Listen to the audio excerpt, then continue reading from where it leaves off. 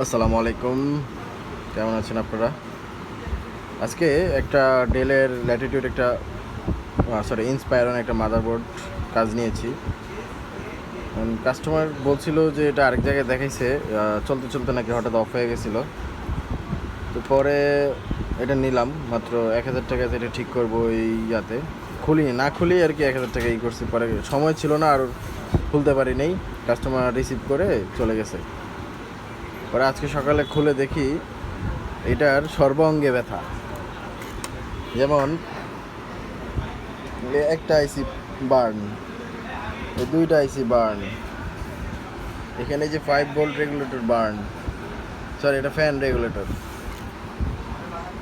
তারপর এই যে আরেকটা বার্ন, ভালো মতো খেয়াল করলে বুঝতে পারবেন এটাও বার্ন হয়ে গেছে। এটা ঠিক আছে।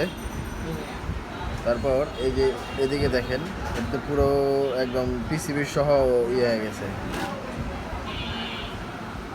আর কাজ করছে এখানে। এখন আমার কেন জানি মনে হচ্ছে উনি ভুল কাজ করছে, যার কারণে হয়তো আইসিটা বসানো না হয় না ঠিক মতো, যার কারণে এগুলোতে সবগুলোতে ইফেক্ট করছে, অথবা অন্য কিছু হইতে পারে। যাই হোক, তো এটা আর আমরা দেখবো না, কারণ এতগুলো আইসি রিপ্লেস করব না, অনেক খরচ হয়ে যাবে। সেই টাকা একটা মাদারবোর্ড কিনতে পাওয়া যায়।